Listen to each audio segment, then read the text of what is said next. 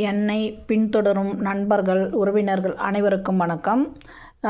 நீங்கள் இன்னைக்கு தலைப்பில் என்ன சொல்ல போகிறோன்னா, நீங்கள் இந்த 1000 முதல் 50,000 வரை கல்வியுதவித்தொகை வாங்குறதுக்கு நம்ம என்னென்ன ஆவணங்கள் வேணும். இப்போ ஆல்ரெடி எங்கிட்ட எல்லா டாக்குமெண்ட்டும் இருக்குது, நீங்கள் சொல்கிற அத்தனை ஆவணமும் இருக்குது. ஆனாலும் கூட கல்வி உதவித்தொகை என்னால் வாங்க முடியல. நான் எப்படி வாங்கிறது அப்படின்றத தான் இந்த வீடியோவில் பார்க்க போகிறோம். இந்த வீடியோவை ஸ்கிப் பண்ணாத ஃபுல் வீடியோவை பாருங்கள், அப்போ தான் உங்களுக்கு தெரியும். சப்போஸ் இந்த வீடியோவுக்கு முன்னாடி போட்ட வீடியோ, நான் இன்றைக்கி 5வது நாள் என் ஒரு குரல் உங்கள் உரிமை குரல் அப்படின்ற தலைப்பில் 5வது நாள் வீடியோ போடுறேன். சப்போஸ் இதுக்கு முன்னாடி 1, 2, 3, 4 அந்த 4 நாள் நீங்கள் பார்க்காம மிஸ் பண்ணியிருந்தீங்கன்னா அதை தொடர்ந்து பார்த்துக்கோங்க.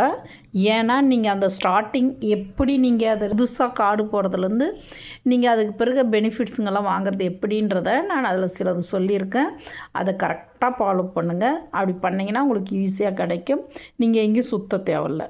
இன்றைக்கி தலைப்புக்குள்ளே போகலாம். நம்ம இன்றைக்கி தலைப்பில் நம்ம சொன்னது என்னென்னா 1000 முதல் 50,000 வரை.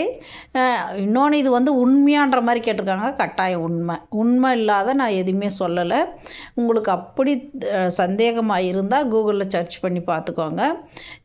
இது இந்த பணம் நீங்கள் எப்படி வாங்குறது. இப்போ எங்கிட்ட கட்டுமான நலவாரிய அடையாள அட்டை இருக்குது, ஆனாலும் கூட இது தொடர்ந்து என்னால் வாங்க முடியல, இது எப்படி வாங்குறது அப்படின்னு கேட்குறாங்க. இது வாங்கிறதுக்கு என்னென்ன ஆவணங்கள்ன்றதை முதல்ல தெரிஞ்சுக்கோங்க. அந்த ஆவணமெல்லாம் இருந்தால் மட்டும் தான் நீங்கள் பண்ண முடியும். முதல்ல பசங்க படிக்கிறாங்கன்னா அவங்க ஸ்கூலில் போய் ஒரு சான்று வாங்கணும். போனோஃபைட் சர்டிஃபிகேட்னு சொல்லுவாங்க அது பேர். நீங்கள் அது சான்று, அதை படிக்கிறாங்க அப்படின்றதுக்கான ஒரு சான்று.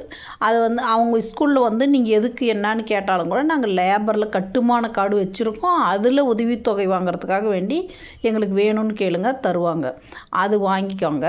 அதே மாதிரி உங்கள் பேங்க் புக்கு, உங்களுடையது, குழந்தைகளுடையது இல்லை, உங்களுடையது பேங்க் புக்கு லாஸ்ட் என்ட்ரி போட்டுக்கணும். அந்த புக்கு லைவில் இருக்கணும்.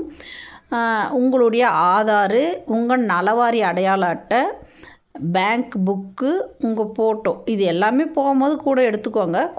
குழந்தையுடைய ஆதார், எந்த குழந்தை என்ன படிக்குதோ அதனுடைய ஆதார், இதை எடுத்துகிட்டு நீங்கள் நலவாரிய அலுவலகம் போகணும். நீங்கள் இ-சேவை மையம் போனால் என்ன பிரச்சனை வரும்னா, அவங்க ஒரு சீல் போட்டு ஒரு ஃபார்ம் தரணும். நீங்கள் குழந்த படிக்குது, நீ லேபர் தான் அப்படின்றதுக்காக அந்த அலுவலர் மட்டும்தான் சைன் போட்டு சீல் போட்டு சைன் பண்ண முடியும்.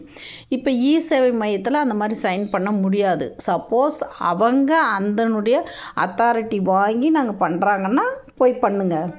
அப்படி இல்லைன்னா அது உங்களுக்கு ஃபெயிலியர் ஆயிரும், அந்த பணம் உங்களுக்கு வராது. நிறைய பேர் நான் நிறையா டைம் பண்ணேன் எனக்கு வரலன்னா, நீங்கள் தப்பாக பண்ணால் வராது, சரியாக பண்ணால் மட்டும்தான் வரும். நீங்கள் சரியாக பண்ணுங்கள், சரியாக ஃபாலோ பண்ணுங்கள், கொண்டு போய் கொடுத்தீங்கன்னா 100% உங்களுக்கு வந்துடும். இதில் எந்த மாற்றமும் இல்லை.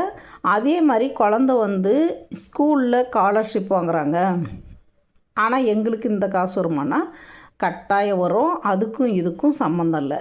அதுக்கு தனியாக நான் ஒரு வீடியோ போடுறேன். அதே மாதிரி ஸ்கூலில் ஸ்காலர்ஷிப் வரலனாலும் அதுக்கும் இதுக்கும் சம்மந்தம் இல்லை. அது நீங்கள் அங்கே போய் முறையிடுங்க.